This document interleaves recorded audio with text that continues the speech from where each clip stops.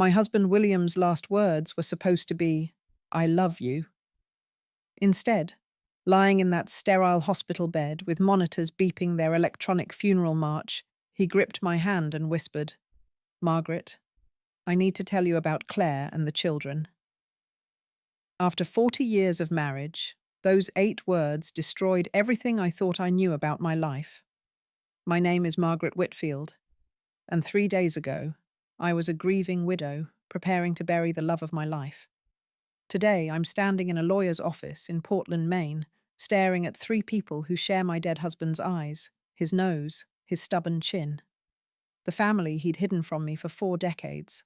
But let me start from the beginning, from that moment in room 314, when William's confession changed everything. "What children?" I'd asked, certain the morphine was making him delirious. We'd tried for children for 10 years before accepting it wasn't meant to be. It was the great sadness of our marriage, the shadow that followed our otherwise perfect union. William's grip tightened, his eyes suddenly clear, despite the cancer that was killing him. "In Burlington, Claire Thompson, 3 children. I've been living 2 lives, Margaret. For 40 years. The heart monitor spiked, matching my own racing pulse. "You're confused, darling.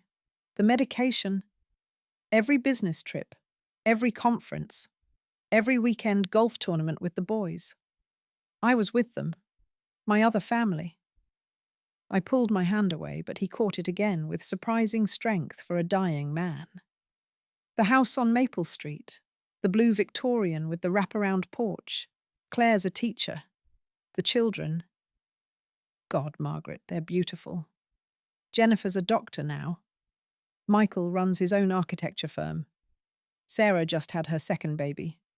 Each detail was a knife wound, not delirious ramblings, but specific facts. Names, addresses, professions. 40 years? My voice cracked. Our entire marriage. I met Claire 2 months after our wedding. She was pregnant within a year. I couldn't leave you, couldn't leave her. So I split myself in 2. The room spun. 4 decades of memories rearranged themselves like a kaleidoscope, showing new patterns I'd been too blind to see. The business trips that always fell on holidays, he claimed his company didn't observe. The golf weekends where he never came back with scorecards or stories. The second cell phone, he said, was for international clients. "How?" I whispered. "I'm not William Whitfield there. I'm Bill Thompson. Different social security number. I bought it off a dead man's identity in 1982. Different job. I told them I was a traveling medical equipment salesman. Different life. But the same me." "The same you?" I laughed, sharp and bitter. "Which you, William?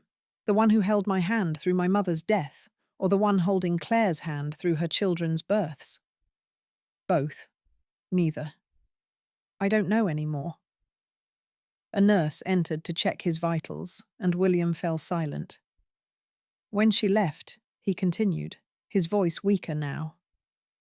"There's a safety deposit box at First National Bank in Burlington. Box 472.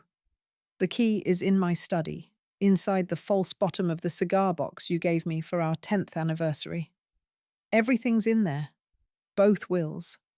Both life insurance policies. Photos. Everything." "Both wills?" "I left everything split equally. The house here to you, the house there to Claire. The investments divided. It's not enough, I know, but—" "You're leaving me half? After 40 years, I get half?" "You get all of William Whitfield's assets. She gets all of Bill Thompson's. How much of our money went to them?" He closed his eyes. "About 60%. 60%. I'd been living on 40% of our income for 40 years, while another woman enjoyed the majority of my husband's success." "I need you to do something for me," William said. You need? You need something from me?" "Tell them I loved them. Tell Claire I'm sorry. Tell the children their father was proud of them. Tell them yourself. I'm dying, Margaret. Then die with your secret. I owe you nothing. I owe them nothing. Please. They don't even know you exist. Claire thinks you died in a car accident in 1981. She thinks I'm dead. It was easier than explaining. She knows me as a widower who could never remarry because I loved my late wife too much. The irony was so perfect it was almost funny. His real wife was dead to his fake family, while his fake life had been killing his real marriage for 40 years. Margaret, please. After I'm gone, find them. They deserve to know the truth. The truth? Which truth, William? That their entire lives were built on lies, that their father was a bigamist, that every Christmas morning they had with you was a Christmas stolen from me. He started crying then, this man who'd never shed a tear in 4 decades. Not when his parents died, not when we lost baby after baby, not when the doctors told him the cancer was terminal. But now, faced with the collision of his 2 worlds, he sobbed. I loved you both. He choked out. I loved all of you. Love doesn't lie for 40 years, William. Love doesn't build entire fake identities. Love doesn't maintain 2 families like they're separate business ventures. I know, but I did love you. Do love you. That was never a lie. Everything was a lie. Every I love you came with an asterisk.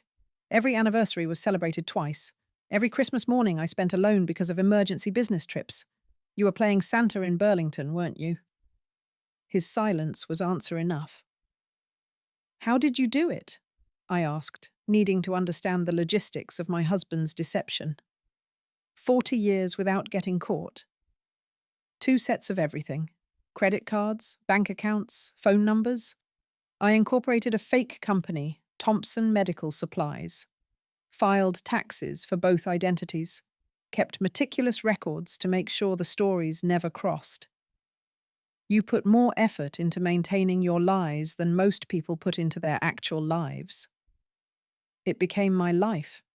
Both lives became real. When I was with you, Claire didn't exist. When I was with Claire, you were the ghost. Except I wasn't dead. I was here, alone, wondering why my husband worked so much, defending you to friends who said you travelled too often, making excuses for why you missed my father's funeral, my sister's wedding, 30 years of Thanksgivings.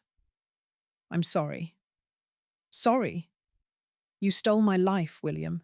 I could have remarried, had children with someone else, built a real life instead of this half-existence you left me with.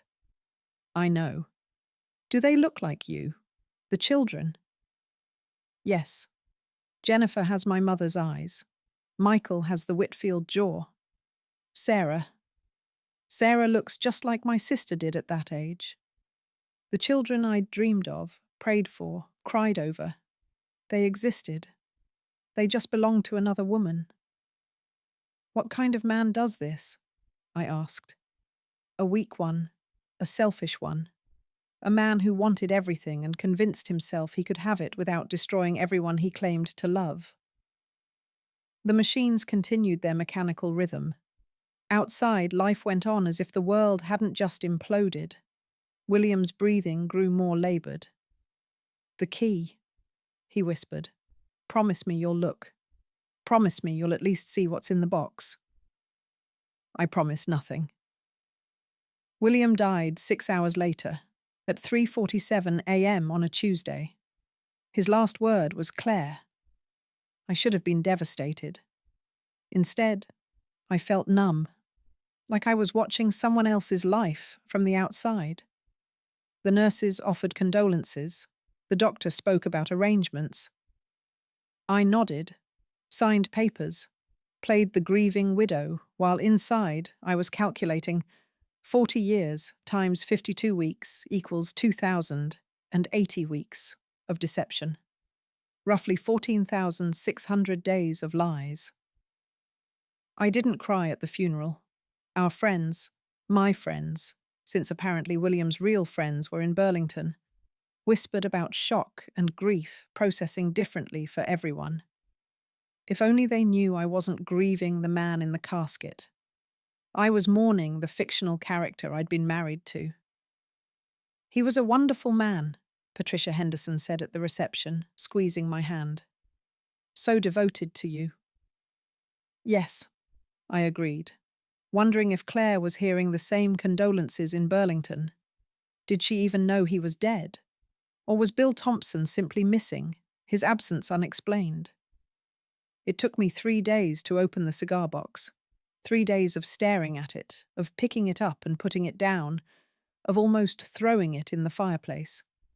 When I finally pried open the false bottom, I found more than just a key. There was a flash drive, a small notebook, and a photograph. The photograph stopped my heart. 3 children and a woman, standing in front of a blue Victorian house with a wraparound porch. The woman was beautiful in an understated way, brown hair streaked with silver, warm eyes, a genuine smile. She looked kind, happy, loved. The children were exactly as William described. Jennifer, tall and confident in a white coat with a stethoscope. Michael, William's jawline unmistakable even in a photograph. And Sarah, cradling a baby while a toddler hugged her leg. My grandchildren, I thought, then immediately rejected the notion. They weren't mine. Nothing about this was mine. The notebook was William's confession in writing, dated 2 months ago when he first received his diagnosis. Pages and pages of meticulous details. Bank accounts, passwords, contacts, explanations, and addresses.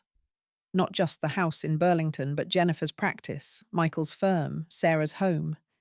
He'd mapped out his entire secret life like a travel guide for me to follow. The flash drive was worse. Photos. Hundreds of them. William teaching Jennifer to ride a bike. William at Michael's college graduation. William holding Sarah's firstborn. Christmas mornings, birthday parties, family vacations. An entire lifetime documented in pixels. In one folder labeled Insurance, I found documents that made my blood run cold. Not life insurance, health insurance claims. Claire had breast cancer 5 years ago. William had been there for every chemotherapy session, every surgery, every recovery milestone. While I'd been told he was establishing a new branch office in Toronto, he'd been holding another woman's hand through cancer treatment. But the worst discovery was a video file labeled For Margaret. William appeared on my laptop screen, already gaunt from cancer but still recognizable. He was sitting in what looked like a hotel room. Margaret, if you're watching this, it means I'm gone, and you know everything. I recorded this because there are things I couldn't say in person, things you deserve to know. I paused the video, poured myself a generous glass of wine, then hit play. I met Claire 3 weeks after our honeymoon. You were visiting your sister in California. I'd gone to Burlington for a legitimate business meeting. She was my waitress at a diner. She was 22, pregnant, and had just been abandoned by her boyfriend. My wine glass creaked in my grip. I helped her. Just meant to give her some money, maybe help her find a job. But I kept going back, kept checking on her. When Jennifer was born, Claire put me on the birth certificate. Said I'd been more of a father during her pregnancy than anyone had been her whole life. I fell in love with her. I fell in love with being needed, with starting fresh, with being someone's hero instead of the man who couldn't give his wife children. By the time I realized how deep I was in, it was too late. I loved you both. I needed you both. You were my history, my foundation, the woman who knew me before I became successful. Claire was my hope, my second chance, the family I thought I'd never have. He paused, looking directly at the camera. I know you hate me. You should. But Margaret, I need you to know that Claire is innocent in this. She doesn't know about you. She truly believes you died before I met her. She's spent 40 years respecting the memory of a ghost, never pushing me to move on, because she thought I was honoring my late wife's memory. The children grew up hearing about you, about the wonderful woman their father lost too young. Sarah named her daughter Margaret, after you. The irony isn't lost on me. Sarah named her daughter after me. A child I'd never meet named her baby after the ghost of her grandfather's first wife, not knowing that ghost was alive and living 90 miles away. I've left you everything I could. The Burlington assets are in Bill Thompson's name, legally separate. But there's more. Check the First National account, not the safety deposit box. Account number 7741963. Password is your mother's maiden name. I've been depositing money there for 30 years. It's yours. Claire doesn't know it exists. I paused the video again and pulled up the bank website. The account was real. The balance was $3.2 million. I know money doesn't fix this, William's voice continued, but I wanted to make sure you were taken care of. Really taken care of, not just technically provided for. Margaret, I have one last request. Don't destroy them. Don't tell Claire the truth in anger. If you choose to tell them, do it gently. They're innocent. The children especially. They didn't ask to be born into my lies. The video ended with William crying again, apologizing over and over until the recording cut off. I sat in the darkness of my study, the laptop screen casting blue shadows on 40 years of framed photos that now felt like evidence in a crime I hadn't known was being committed. Wedding pictures, anniversary celebrations, vacation snapshots. All of them tainted now, knowing that William had probably left early or arrived late to maintain his double life. That's when I noticed something. I pulled out our photo albums, laying them out chronologically. Then I compared them to the photos on the flash drive. The patterns emerged like a horrible puzzle. Every Christmas, from 1983 to 2023, William was with them on Christmas Eve and with me on Christmas Day. Every single year he'd leave on the 23rd for year-end business meetings, returning late on the 24th, exhausted from travel. 40 Christmases divided down the middle. The birthdays were worse. He'd never missed Claire's birthday, October 15th. For 40 years, October 15th was mysteriously when his most important business conference occurred. My birthday, March 3rd? Hit or miss, depending on whether it fell on a weekend. But it was the anniversaries that broke me. Our anniversary was June 12th. Claire and William's commitment ceremony, since they couldn't legally marry, was June 13th. He'd celebrate with me, then leave for a morning meeting and celebrate with her. Back-to-back anniversaries, back-to-back lives. My phone rang, startling me. It was Patricia Henderson. Margaret, dear, I wanted to check on you. You seemed so composed at the funeral. Sometimes that worries me more than tears. I'm fine, Patricia. Are you? Herbert died 2 years ago, remember? I know how empty the house feels. Would you like some company? No, I have some of William's affairs to sort through. Of course. But Margaret, don't be too hard on yourself going through his things. I found some surprising things in Herbert's papers too. These men, they lived in different times. Sometimes they had secrets they thought were protecting us. If only she knew. After I hung up, I made a decision. I would go to Burlington, not to destroy them, not to reveal myself, just to see. To understand what William had chosen over me, or alongside me, or whatever geometric shape our relationship had actually been. I booked a hotel room under a false name, packed a bag, and drove north. Burlington was exactly 93 miles from my home. William could have made the drive in under 2 hours. For 40 years, the woman he claimed to love more than life itself had been living 93 miles away.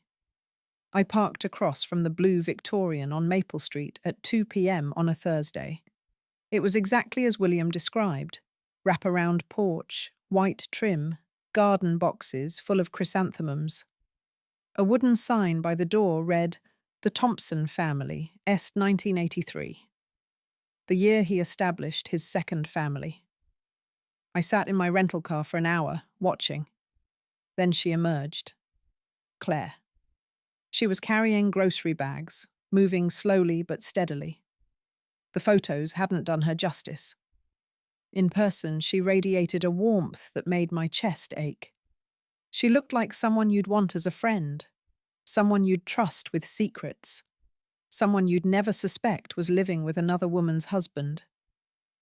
A car pulled up, and a young woman got out. Sarah. Even from across the street, I could see William's features in her face. She rushed to help Claire with the groceries, laughing at something her mother said.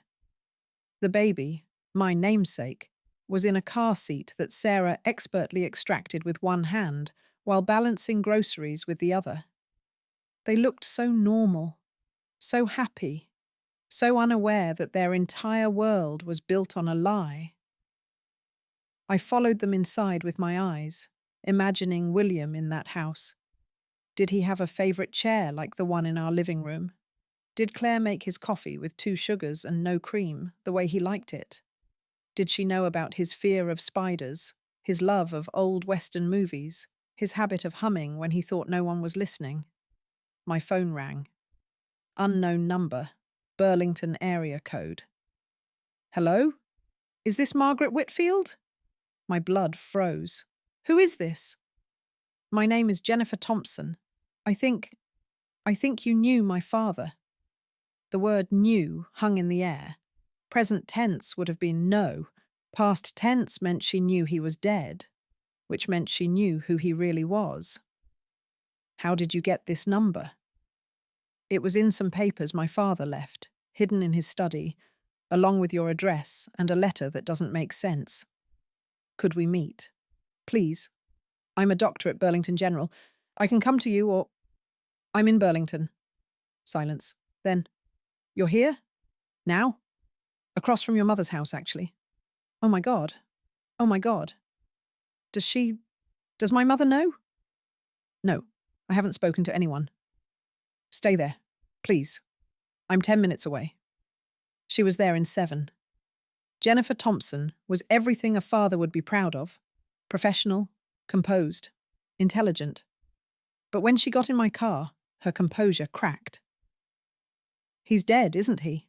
My father, Bill Thompson, William Whitfield. He's dead. How did you know?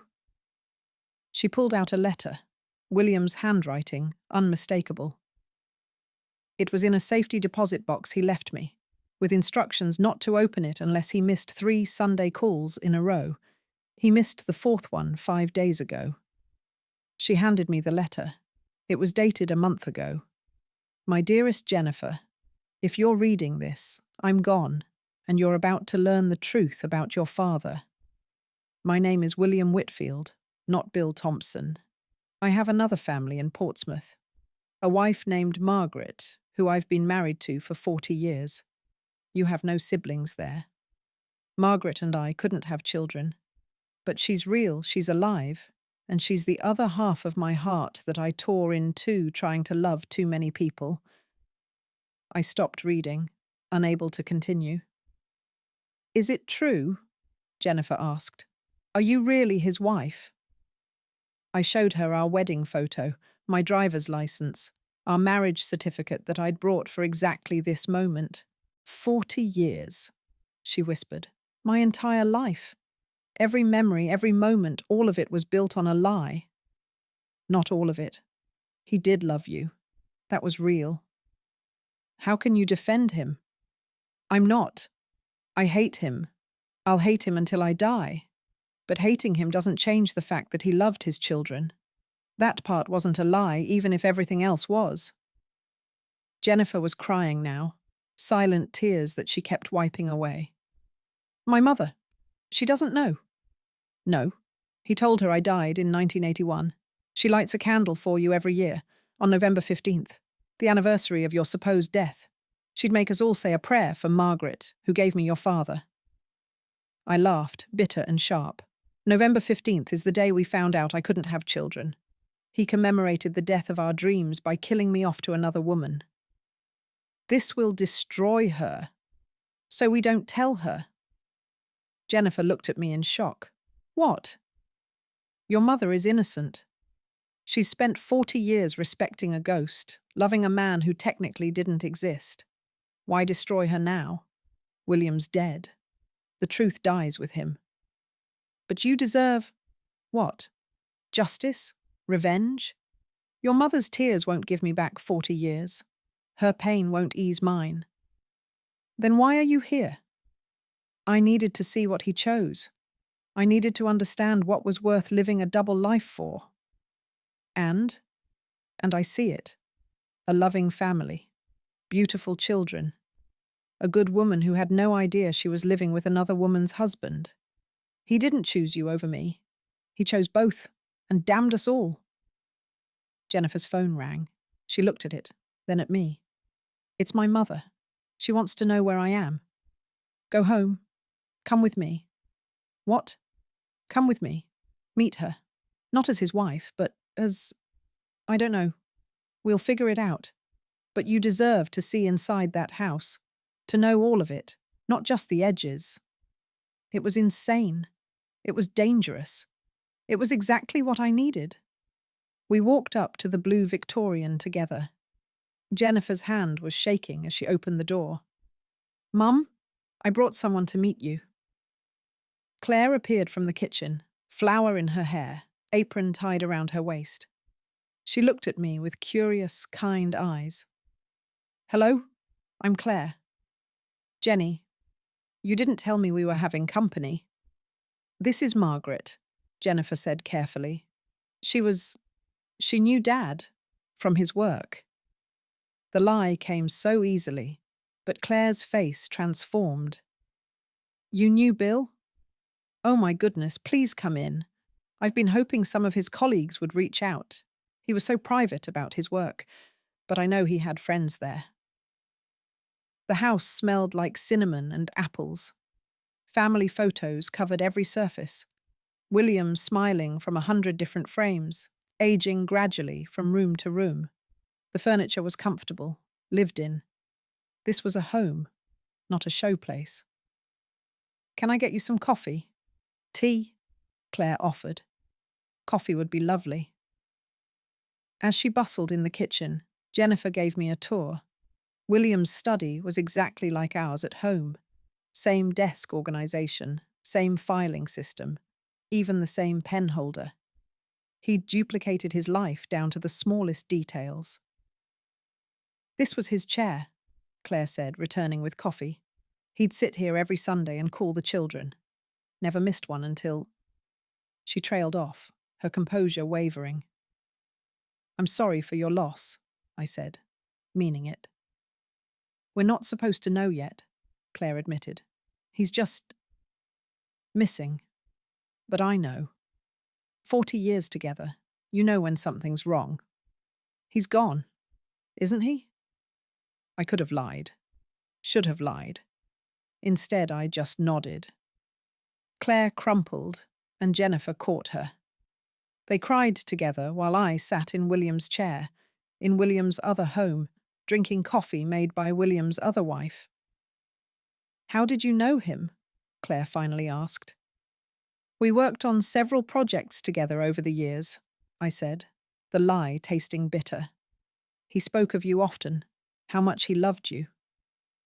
He was a wonderful husband. I know people say that at times like these, but he really was. Devoted. He could have remarried after his first wife died, but he said his heart couldn't take losing someone again. His first wife, I repeated carefully. Margaret. She died in a car accident right after they married. He kept her picture in his wallet still, said she was his guardian angel. Do you have it? The picture? Claire went to William's study and returned with his wallet. Inside was our wedding photo, cut down to just show me, yellowed with age. She was beautiful, Claire said. Sometimes I felt like I was competing with a ghost. Silly, isn't it? Not silly at all. Michael arrived then, followed by Sarah with the children. The family gathered, not knowing why, but sensing something momentous. Jennifer looked at me, questioning. I shook my head slightly. Not now. Maybe not ever. I stayed for dinner. It was surreal, sitting at William's other table, with his other family, eating pot roast just the way he liked it. They shared stories about him, and I learned things I never knew. He'd coached Michael's little league team. He'd walked Jennifer down the aisle at her wedding. He'd been there for Sarah's first baby, cutting the umbilical cord. All the moments I'd missed, they'd had. But they'd missed things too. They didn't know about his love of jazz, because that was something we shared. They'd never been to Paris, because that was our special place. They didn't know about his mother's recipes, because those belonged to my kitchen. We'd each gotten half a man and thought we had the whole. As I prepared to leave, Claire hugged me. Thank you for coming. It means so much to know Bill had friends who cared. He was loved, I said truthfully, more than you know. Jennifer walked me to my car. What will you do? Go home. Mourn the man I thought I married. Try to figure out how to live with this truth. And us. Will we see you again? I looked back at the blue Victorian, warm light spilling from its windows. Your mother has my number now. If she needs anything, she can call. That's it?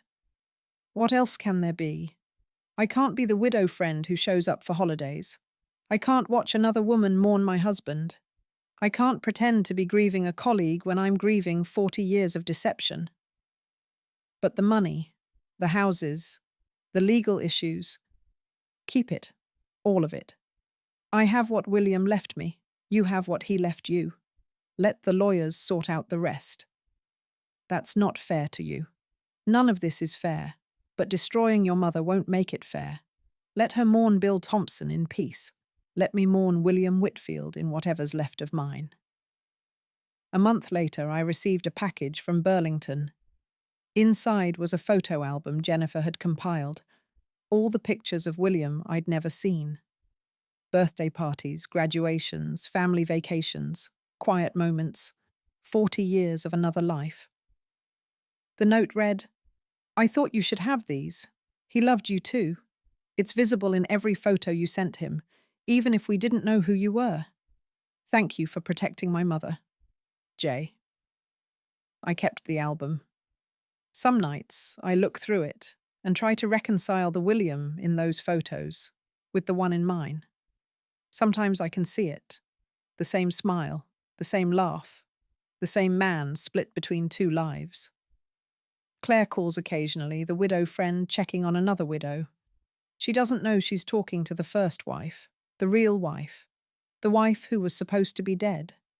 We talk about grief, about moving forward, about the men we lost. It's twisted, but it's also the only connection I have to the 40 years that were stolen from me. The secret will die with me. Jennifer, Michael, and Sarah know, but they'll never tell. We're bound together by William's deception. A family that isn't a family, connected by a man who loved too much and too wrongly to ever make it right. My name is Margaret Whitfield. I was married for 40 years to a man who lived two lives. I got half of him and thought I had everything. Now I have everything he left me and feel like I have nothing. But late at night, when I'm honest with myself, I understand why he couldn't choose. Claire is wonderful. The children are magnificent. The life he built there was real, just as real as ours. He was wrong to live this lie. He was selfish and cruel and deceptive. But God help me, I understand why he did it. And that understanding is perhaps the cruelest truth of all.